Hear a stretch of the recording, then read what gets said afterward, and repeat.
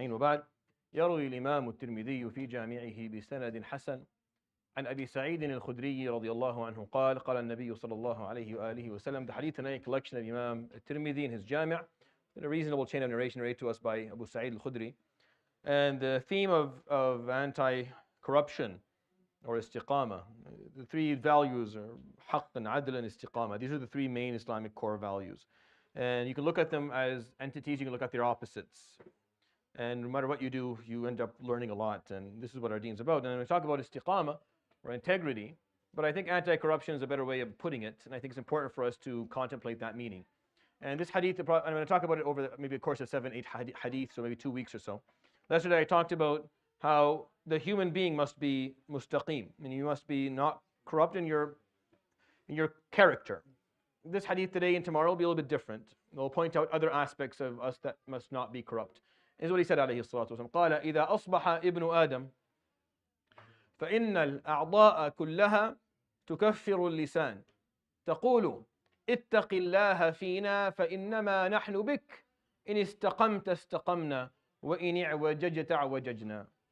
So what he said عليه الصلاة والسلام is that when the human being wakes up, starts his day, meaning when you start your day, all of your organs, your limbs, they turn to the tongue and they chastise the tongue and they hold the tongue accountable and they accuse the tongue. Takfir here is not accusing of disbelief. The word kafar has like 5 different meanings in Arabic depending on the context. And here it's holding accountable, it's accusations of harm, it's harsh reminders. All of that has bases in linguistic roots of the kafara complex. So it holds the tongue accountable and it tells the tongue, ittaqillaha fina, may you have some fearfulness of Allah, mindfulness of Allah regarding us. Because innama nahnu bik, we are only going to be wherever you take us. It's all about you. Whatever you decide to do, we're going to end up wherever you take us. We have really very little control over stuff. You're the one who's going to make the decision. The liver has not much to do with your outcome. It's miskeen. He just has to get rid of toxins, and at the end he gets fatty and gets sick because of all the garbage we eat. They have, but it's the lisan that is going to dictate in many ways, our tongues, where we're going to go. So the Prophet ﷺ says, obviously this is a figure of speech, right? Obviously this whole hadith is majaz. The concept of it is for contemplation. Did any of you woken up by the conversation between their organs and their tongue at one point? No, this is a figure of speech, and the reality of it is just for something for us to contemplate.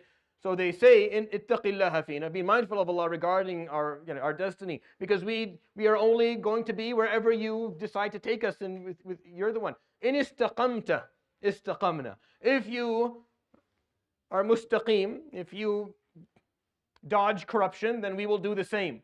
And if you go and you deviate and you take shortcuts, then we will do this, and that's where we're going to be. We have very little control. You're the one who leads us. So not only does your character have to be mustaqim, your tongue has to be mustaqim too. You can't twist truths. I'm not talking about lying.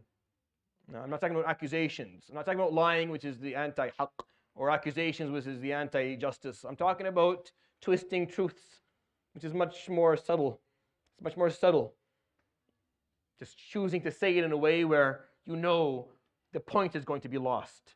You know that if you just say it that way, you can get the other group to understand it. You know how it is.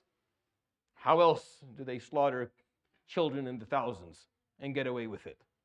Because up front, it's impossible to say this is what we're going to do. No one's going to be okay with that. But you'll find a way you'll find a way.